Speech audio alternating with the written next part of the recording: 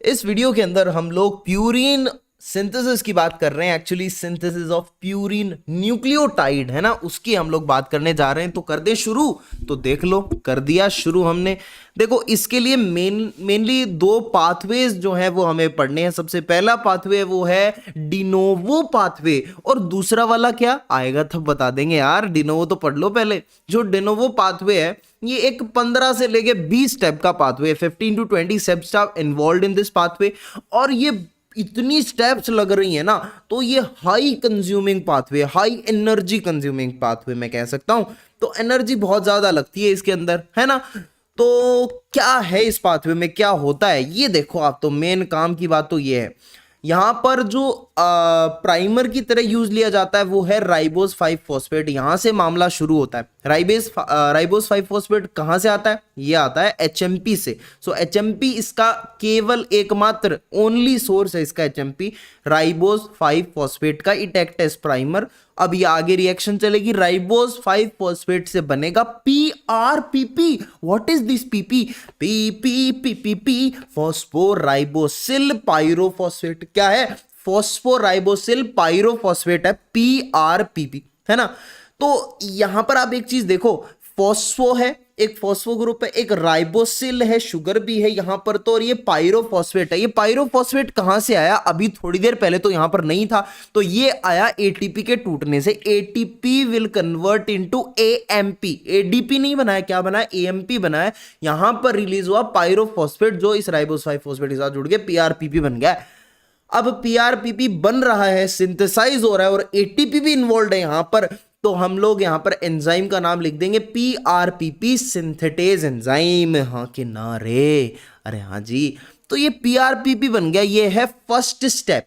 मैंने क्या बोला? ये है first step of this de novo pathway. लेकिन याद रखना मेरी बात को मेरे भाई, ये फर्स्ट कमिटेड स्टेप नहीं है, ये फर्स्ट स्टेप है। कमिटेड स्टेप क्यों नहीं है भाई? रिलेशनशिप अभी तक तो एक बहुत इनिशियल फेज में है, कमिटमेंट तो हुई नहीं अब तक, आगे तो बात उतनी बड़ी नहीं। तो ये कमिटेड तो नहीं है अभी तक। तो कमिटेड नहीं है तो इसका मतलब ये और इधर उधर भी मुंह मार सकता है, बिल्कुल मार सकता है। देखिए जरा, PRPP can be use for synthesis of purine. Purine synthesis में एक तो यहां काम आ सकता है, ठीक है, डिनोवो पाथवे, और सेल्वेज जो दूसरा वाला पाथवे होगा उसके अंदर काम आ सकता है। पायरिमिडीन्स में काम आ सकता है। हिस्टिडीन सिंथेसिस में नाइसिन, ट्रिप्टोफैन से नाइसिन बनता है, वहां पर पीआरपीपी काम आ सकता है। तो इन 4 जगहों पर ये पीआरपीपी काम आ सकता है। तो एक तरीके से ये स्टेप कमिटेड स्टेप नहीं है। तो कमिटेड स्टेप कौन सी होगी? ये वाली देखो जरा गौर से। पीआरपीपी जो है, यहां से अब क्या होगा? ये बनेगा PRA, which is phosphoribosyl amine. PRPP will convert into PRA, phosphoribosyl amine. And यहां पर आप देख पा रहे हो कि ये जो पायरोफॉस्फेट जुड़ा था अब ये निकल जाएगा, पीपीआई यहां से निकल जाएगा। और साथ में अमाइन भी आपको दिख रहा होगा। तो ये अमाइन कहां से आया? ये आया ग्लूटामीन से। ग्लूटामीन NH2 देता है, जो कि यहां पर जुड़ जाता है, और इस स्टेप में ये पीपीआई निकल रहा है। अमाइनो सॉरी, जो एंजाइम यहां पर काम आ रहा है उसका नाम है पीआरपीपी ग्लूटामिल अमाइनो ट्रांसफेरेज। क्या नाम है? पीआरपीपी ग्लूटामिल अमाइडो ट्रांसफेरेज नाम है एंजाइम का। ये रेट लिमिटिंग एंजाइम है, और ये स्टेप जो है ना, ये है first committed step of this pathway, ठीक है। ये फर्स्ट कमिटेड स्टेप है डिनोवो पाथवे की, ठीक है। देखिए, अब ये स्टेप हो गई, पीआरए बन गया, फॉस्फोराइबोसिल अमीन बन गया। Phosphoribosyl amine will convert into IMP. What is this IMP? Inosine monophosphate. क्या? आइनोसिन मोनोफॉस्फेट में बन जाएगा PRA.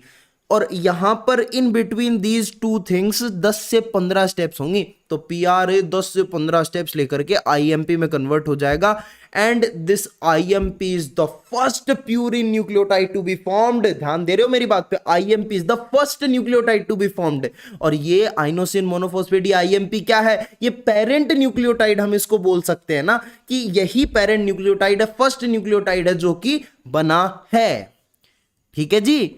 This is parent nucleotide which will further convert into AMP and GMP, ठीक है जी, ओके। अच्छा तुम्हें पता है ये जो आइनोसिन मोनोफॉस्फेट है आईएमपी है, इसमें कौन सा नाइट्रोजन बेस है? नहीं पता हमें तो, चलो मैं बता देता हूं, इसमें हाइपोजेंथिन है। कौन है? हाइपोजेंथिन नाइट्रोजन बेस यहां पर प्रेजेंट है। और ये जो आईएमपी है इससे या फिर तो एएमपी बनेगा और जीएमपी भी बन जाता है। तो आईएमपी से जब जीएमपी बन रहा है तो यहां पर एक अमाइनो ग्रुप की फिर जरूरत आ गई, NH2 की फिर जरूरत है। ये NH2 आएगा ग्लूटामाइन से, ग्लूटामाइन से जब NH2 आ रहा है तो जीएमपी बन रहा है, देखो है ना। और एएमपी कब बन रहा है? जब ये एस्पार्टेट से NH2 आ रहा है तो एएमपी, एस्पार्टेट से आ रहा है तो एएमपी बन रहा है। और जीएमपी जब ग्लूटामीन से आ रहा है तो आप याद रखो, है जी, ठीक है। तो ये हमारा हुआ डिनोवो पाथवे। कौन सा? डिनोवो पाथवे हो गया है, बड़ा हाई एनर्जी कंज्यूमिंग पाथवे है, ठीक है जी।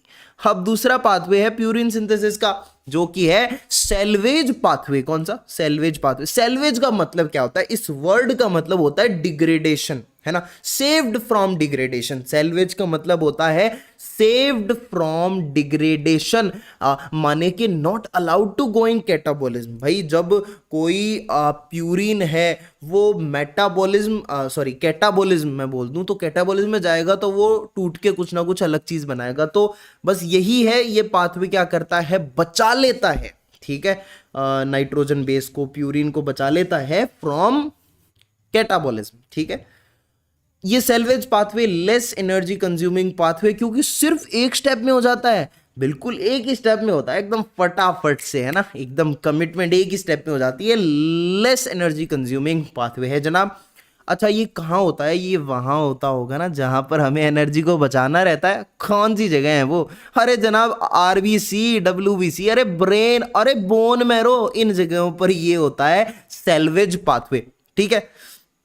देखिए मैं नॉर्मल प्यूरिन मेटाबॉलिज्म एक बार जल्दी से बताता हूं। देखो एएमपी जीएमपी है ना, यहां से क्या होगा? एक फॉस्फेट रिमूव होगा, फॉस्फेट रिमूव होगा, बनेगा न्यूक्लियोसाइड। अब न्यूक्लियोसाइड से शुगर रिमूव कर ली जाएगी, बन जाएगा नाइट्रोजन बेस, है ना, या प्यूरिन बोल दूं मैं, ठीक है। और नाइट्रोजन बेस होगा, वहां से वो फिर फर्दर किस में कन्वर्ट हो जाता है? कैटाबॉलिज्म के बाद यूरिक एसिड में। तो some molecule catabolize to uric acid. Nitrogen base के या प्यूरिन के कुछ molecule will be catabolize to uric acid, और कुछ मॉलिक्यूल बड़े शाणे निकलेंगे, वो इस सेल्वेज पाथवे में चले जाएंगे। वो कुछ शाणे molecule, some molecule enter into one step salvage pathway for nucleotide synthesis. और ये वाले जो शाणे है ना, ये नाइट्रोजन बेस या प्यूरिन के मॉलिक्यूल सेल्वेज पाथवे में एंटर कर जाएंगे और न्यूक्लियोटाइड का फॉर्मेशन कर लेंगे, ठीक है जी।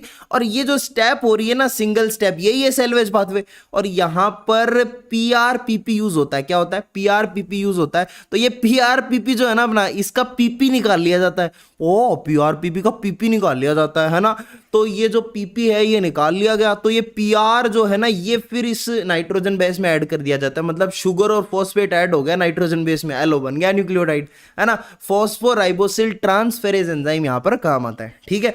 तो ये मैंने आपको समझाया, एक तो सेल्वेज पाथवे और एक मैंने आपको बताया है यहां पर डिनोवो पाथवे। तो कुल मिला के अपन ने प्यूरिन की सिंथेसिस पढ़ ली है जी, पढ़ ली ना।